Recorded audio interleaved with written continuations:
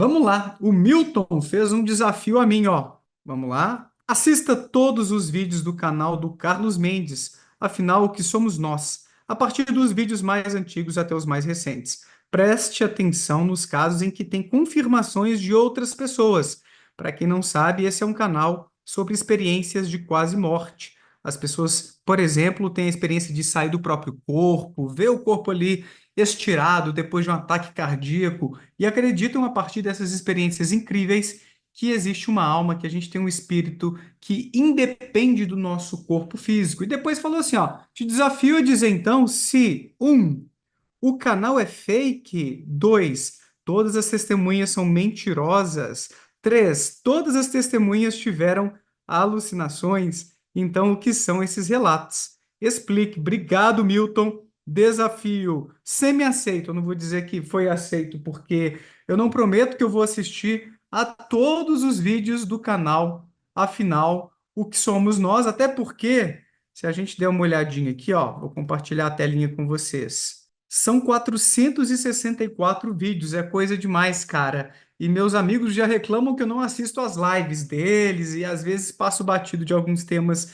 importantes. Infelizmente, a vida é muito corrida e eu não conseguiria assistir a todos esses vídeos. Então, o canal basicamente reúne esses relatos de pessoas que tiveram EQMs, que são essas experiências de quase morte, em que as pessoas, por exemplo, ao ter um ataque cardíaco, passarem por um acidente automobilístico, têm essa sensação de terem saído do próprio corpo, veem luzes, podem entrar em contato com supostas entidades sobrenaturais. Enfim, é uma experiência muito marcante e essas pessoas costumam tomar isso como uma prova de que existe essa dimensão espiritual e de que nossa mente seria imortal. Então, são vários relatos, o canal é bem focado nisso, embora tenha uma ou outra coisa, tipo OVNIs, por exemplo, né? Mas parece que o foco são as experiências de quase morte mesmo. E o canal é dirigido pelo físico Carlos de Moura Ribeiro Mendes, em busca da compreensão do que é a consciência, entrevistando pessoas que tiveram EQMs. Então, é isso aí. Eu já assisti a talvez dois desses vídeos e trechos de outros, mas não vou fazer aqui hoje um react com vocês e acompanhar um desses vídeos. Eu acho que não seria o mais interessante, mas se quiserem, outro dia eu posso escolher um desses vídeos aqui para poder reagir, obviamente, com todo o respeito do mundo, sem querer, ah, sei lá, criticar as pessoas por acreditarem nisso. As pessoas têm o direito de ter sua fé, de ter suas crenças, mas eu já posso fazer alguns comentários a respeito do que acho dessas experiências de quase morte, desses relatos reunidos pelo Carlos. Beleza, Milton? Então, eu vou dar aqui a vocês um exemplo do que eu penso, uma amostra, a partir do artigo que eu escrevi com a Natasha Gontijo, que é minha esposa. A gente leu o livro do Alexander Moreira Almeida e colaboradores, Ciência da Vida Após a Morte. Eles listam alguns argumentos a favor da tese de que a nossa consciência sobrevive à morte do corpo, e a gente leu não só esse livro, mas artigos a respeito do assunto, capítulos de livro e assim por diante, para elaborarmos uma resposta cética a esses tipos de crença. Não vou falar nem sobre as experiências. Essas experiências são reais. Em geral, as pessoas não estão mentindo, embora possam se enganar, se equivocar com alguns detalhes. Eu já chego lá. Então, um dos argumentos apresentados pelos autores desse livro aqui é o de que essas experiências de quase morte desafiam essa proposta materialista, naturalista de a gente compreender a mente e seria uma prova de que existe esse mundo espiritual. Aqui a gente comenta que a literatura científica sobre EQMs, que são essas experiências de quase morte, e outras experiências extracorpóreas, parece ser igualmente inconsistente e controversa. Igualmente porque previamente a gente discutiu a mediunidade e as supostas lembranças de vidas passadas. Por exemplo, os autores do livro Ciência da Vida Após a Morte citam achados sugestivos de que as características de EQM são semelhantes entre os experienciadores, ou seja, eles estão relatando coisas mais ou menos iguais, o que sinalizaria que o outro lado da vida existe, que não é só uma construção da cabeça dessas pessoas, mas trabalhos revisados por Grayson. Aqui, gente, é o Bruce Grayson, em seu capítulo de livro publicado no Variedades da Experiência Anômala. Se eu não deixei o link aí embaixo agora para quem está vendo ao vivo, eu vou deixar o link para quem quiser adquirir este livro muito interessante sobre esses temas aí das experiências anômalas para ler depois. É um material um pouco mais acadêmico, mas eu considero, de forma geral, os capítulos bem interessantes e ponderados. Não são muito enviesados para quem é crente ou para quem é descrente. Eu acho que é um balanço da literatura bacana, assim, de a gente conferir. Então, o Grayson, em sua revisão, diz que esses trabalhos indicam que essas experiências de quase morte são relativamente heterogêneas, ou seja, elas podem depender de fatores como faixa etária da pessoa, se é mais nova, adolescente, um idoso, o contexto religioso, o tipo de risco de morte e se esse risco é real ou imaginário. Então, mesmo quando a pessoa não está de fato prestes a morrer, ou tendo uma experiência que coloca em risco a própria vida, ela poderia ter uma EQM e essas variáveis aí podem afetar o que é essa experiência. O que acontece se vem ou não vem um túnel, ou uma luz, ou contato com entidades, ou a experiência de sair fora do corpo e assim por diante. Na verdade, nem mesmo as características mais frequentes, por exemplo, sentir paz, ver uma luz e encontrar-se com espíritos, são universais. Não é todo mundo que sente isso. Além disso, quando revisitados por céticos, relatos de EQMs e outras experiências extracorpóreas podem se revelar incoerentes ou exagerados. O livro que a gente cita aqui é do Richard Wiseman, um psicólogo cujo título é esse livro. Cadê? Tá por aí, aqui em cima mesmo, ó, o Paranormalidade. Ele discute o assunto e mostra como esses relatos frequentemente são enviesados. As pessoas ou têm falsas memórias ou ilusões mnemônicas, que é quando existe uma distorção do que é lembrado, muitas vezes tornando o relato mais extraordinário do que ele realmente foi. Ele dá um exemplo de uma mulher que teria tido, se não me falha a memória, um ataque cardíaco e descreveu algumas coisas que ocorreram ali na sala do hospital, incluindo um par de sapatos que ela teria avistado na sacada ou na varanda de um prédio vizinho que não daria para ela ver da sua cama no hospital. Pela janela, ela não teria alcance, não apareceria essa varanda.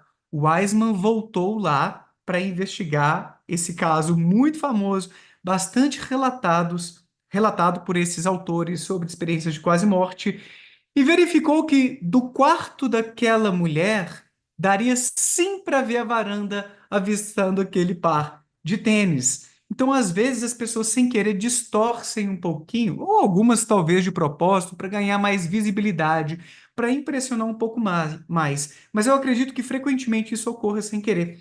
Eu mesmo já tive uma experiência de exagerar, de engrandecer aquela coincidência sem perceber. Eu encontrei o cantor Nando Reis numa cafeteria aqui perto de casa, e aquilo foi incrível, porque eu estava usando All Star Azul. Tava com o meu All Star Azul e ele tem a música do All Star Azul, né? Qual é a chance de eu encontrar um cantor famoso como Nando Reis aqui perto de casa, aqui em São Paulo, e eu ainda tá usando o All Star Azul? E eu, quando contei essa história uma vez, eu não sei se foi num podcast ou por aqui, eu ainda disse que eu estava usando o meu All Star Azul de cano alto, que ele comenta na música sobre um All Star Azul de cano alto e tal. Só que naquele dia eu tirei uma foto, eu até posso tentar encontrar essa foto depois, mas eu discutindo com a Nath, eu raramente uso All Star de cano alto, de bermuda ou de short. Normalmente eu uso de calça. Eu não sei se eu não acho tão bonito, o que que é. Então, era muito improvável eu estar usando o All-Star de cano alto, e eu tenho uma foto, eu vou tentar encontrá-la depois, com o meu All-Star de cano baixo, com a meia alta. A meia estava alta. Então, talvez veio aquilo da música, com o meu All-Star de cano alto, né? Para quem não conhece, depois dá uma gulgada aí. E eu contei porque pareceu mais incrível ainda na hora. E não que eu quisesse enganar, simplesmente eu tive uma falsa memória, uma ilusão mnemônica. Me veio assim esse lance de cano alto. Eu tenho um All-Star de fato azul de cano alto, mas eu também tenho um azul de cano baixo. Então, deixa eu até ver se eu encontro esse All-Star aqui para mostrar para vocês rapidamente. Deixa eu colocar assim, ó, tênis azul. Vou colocar aqui, ó, vai que ver tudo. Vai que eu tenho a foto aqui ainda. Ops, não está aparecendo, não. Para ilustrar para vocês. O fato, então, aqui, ó, não é a foto do dia, mas eu tava aqui, ó. Esse tênis aqui, o All Star de cano baixo, é o que eu costumo utilizar, principalmente quando eu estou de bermuda. E eu não saio de casa aqui para ir na cafeteria, alguma coisa assim, com o meu All Star de cano alto. Não fico usando calça no dia a dia, né?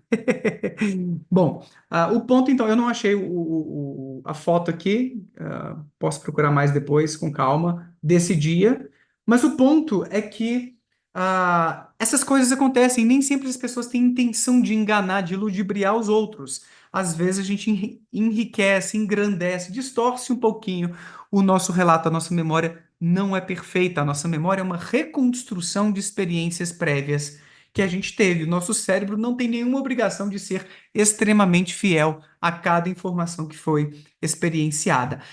Então, a gente não pode confiar 100% nesses relatos de EQM, as pessoas sem querer podem exagerar.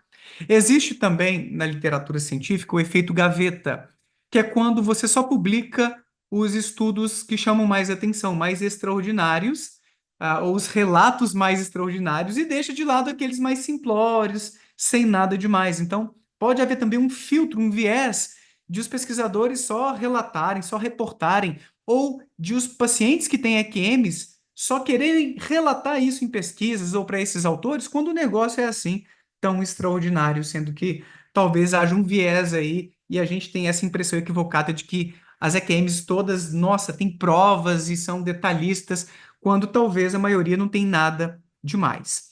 Eu sigo aqui dizendo assim, ó, para citar mais um exemplo pessoal, o primeiro autor desta resenha, que sou eu, né, teve a vivência incrível de se ver deitado sobre sua cama durante uma atividade meditativa. Então, me vi deitado sobre a minha cama enquanto eu meditava.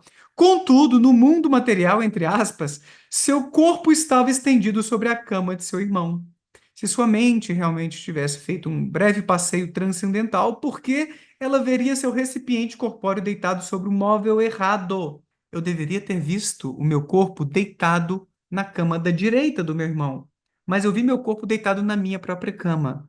O meu cérebro provavelmente construiu a partir de crenças, expectativas e da minha memória de que frequentemente eu me deitava na cama da esquerda, aquela experiência de eu estar no meu quarto flutuando, me vendo deitado sobre a cama. Só que, na minha experiência, eu me vi na cama errada.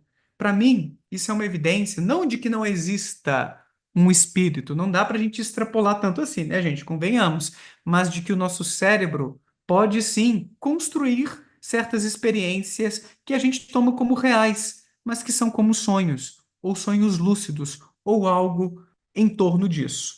Esses tipos de incoerência talvez não sejam sempre percebidos, ou quem sabe podem até ser suprimidos em alguns relatos sobre experiências como essas. Nessa linha, o Grayson, que eu já havia citado aqui, o Bruce Grayson, afirma que a dificuldade de se verificar a acurácia de narrativas retrospectivas, ou seja, que aconteceram lá atrás, prejudica a qualidade das pesquisas sobre o tema. Então, é difícil o pesquisador estabelecer até que ponto os relatos são verídicos, até que ponto os relatos correspondem com a experiência que de fato a pessoa teve. A gente não está questionando que as pessoas têm essas experiências, e sim se elas relatam acuradamente o que aconteceu, ou se enriquecem essas narrativas, mesmo que às vezes sem querer, para que elas fiquem ainda mais extraordinárias. E entre outras limitações, ele também menciona o uso de amostras pequenas ou tendenciosas, ou o efeito gaveta, que é a possibilidade de que os estudos que descobriram EQMs mais elaboradas ou efeitos mais sensacionais sejam mais submetidos para publicação do que outros estudos com resultados menos dramáticos, que é aquele viés que eu havia já mencionado. Em um tom bastante ponderado, o autor, que é o Bruce Grayson, conclui que as pesquisas têm oferecido, entre aspas, evidências indiretas que apoiam os três paradigmas da etiologia da EQM, ou seja, as três teorias ou propostas para entender. Ou seja, tanto o paradigma psicológico, que aquilo ali é uma experiência psicológica de defesa do self, não me lembro exatamente a linha que ele exemplificou. Uma explicação neurofisiológica que o cérebro está criando tudo aquilo e o paradigma transcendental de que teríamos uma alma que se desincorpora, mas não há qualquer evidência direta de nenhum deles até o momento. Olha como esse pesquisador, ele não está favorecendo nem as perspectivas mais naturalistas, seja psicológica ou a fisiológica, nem a perspectiva transcendental ou espiritual. Para ele, as evidências ainda não pesam para nenhuma delas de forma particular, de forma diferenciada. Por outro lado, a gente prossegue dizendo que não encontramos essa mesma ponderação nos capítulos finais do livro Ciência da Vida Após a Morte. Por exemplo, após criticarem as hipóteses parapsicológicas para explicar os fenômenos anômalos supracitados, eles concluem que não há candidato, aqui já na palavra dos autores do livro que a gente está criticando, não há candidato a paradigma concorrente ao dualismo, que é essa ideia de que temos uma consciência imaterial que sobrevive à morte, que seja igualmente bem apoiado por evidências empíricas e capaz de explicar todos os fatos juntos. Então, os autores, na nossa visão, e essa é a principal crítica que a gente faz ao livro, são bastante enviesados, mostrando só os estudos que corroboram aquilo que eles defendem e deixam de lado vários trabalhos que colocam em questão esse paradigma ou essa tese dualista. Então, para resumir o que eu estava falando aqui, voltando ao que o Milton perguntou lá atrás, deixa eu até voltar na pergunta dele certinha. Espera aí, só um instantinho. Qualquer coisa, o Whats corta isso aí na edição, Whats, se a gente fizer um corte. Ó, o Milton então pergunta: o canal é fake? Não, o canal não é fake no sentido de que eles estão forjando esses relatos ou pagando as pessoas para inventar esses relatos ou coisas do tipo. Parece que eles acreditam mesmo nesses tipos de experiência a partir dessa perspectiva dualista ou sobrenatural, as pessoas entrevistadas e assim por diante. Então, não é um canal fake. Segundo ponto, todas as testemunhas são mentirosas? Não. Eu acredito que algumas possam inventar, acredito. Algumas pessoas podem deliberadamente colocar elementos que tornem mais extraordinária a sua história. Mas eu acredito que a maioria das pessoas não está inventando. Elas podem ter algumas distorções mnemônicas, o que é uma coisa comum, nossa memória não é perfeita, e eu acredito fortemente que elas estejam tomando uma experiência psicológica ou com base simplesmente cerebral como uma experiência transcendental ou sobrenatural. Então, na minha opinião, o cérebro está criando tudo aquilo que elas experimentam e relatam. Ah, Daniel, mas o Bruce, que você acabou de mencionar, diz que as evidências não são nem lá nem cá.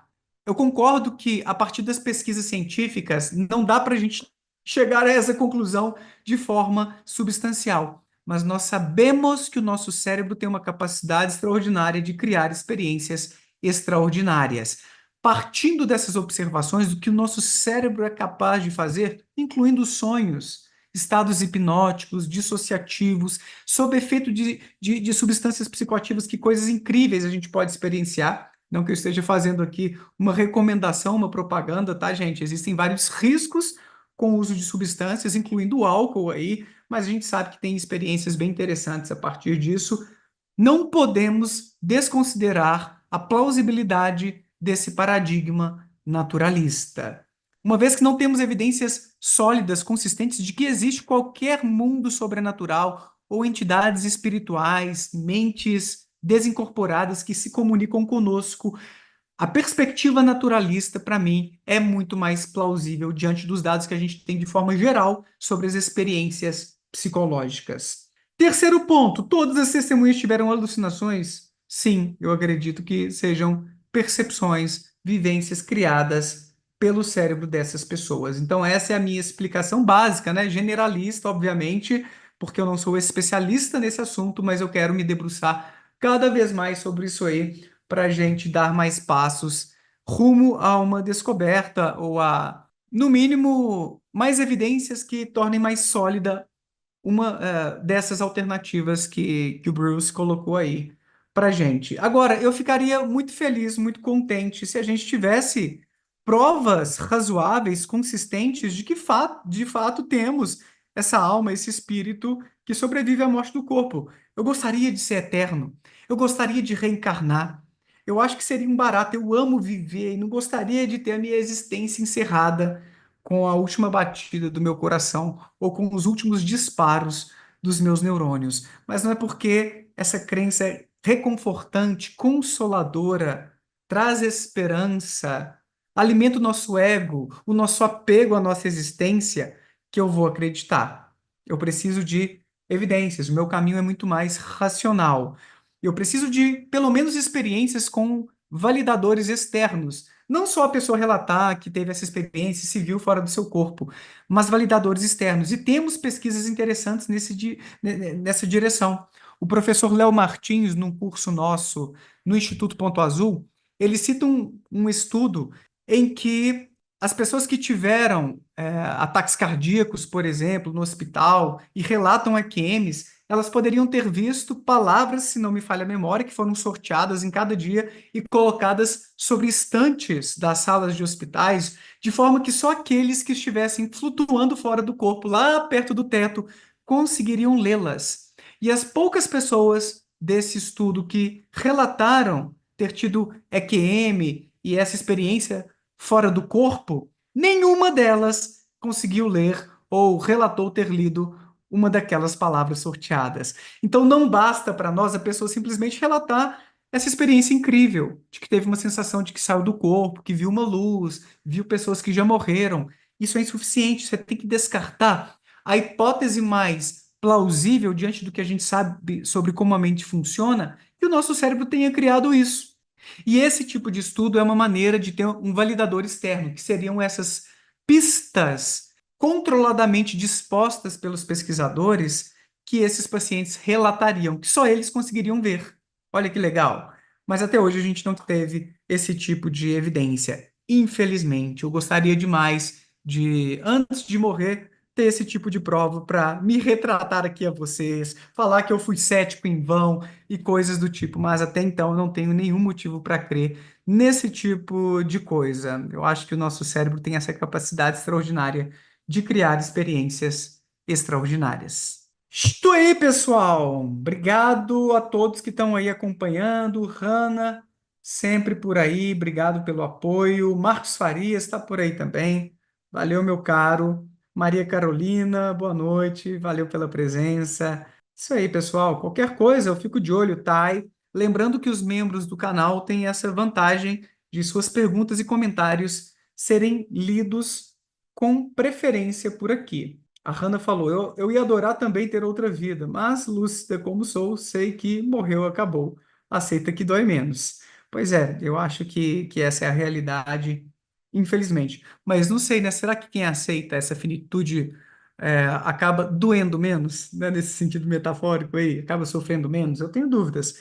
É, eu sei que tem pesquisas a respeito de ansiedade de morte, mas eu confesso que eu não estou tão por dentro da literatura para saber se os ateus têm mais ou menos ansiedade com a morte, sofrem mais ou menos com essa ideia da finitude. E aí, bom ou não, aqui é o Daniel Gontijo, espero que você tenha curtido esse corte. Clica aqui para ver a live completa lá no meu canal principal e para ver mais vídeos nessa pegada, não deixa de se inscrever por lá e por aqui também.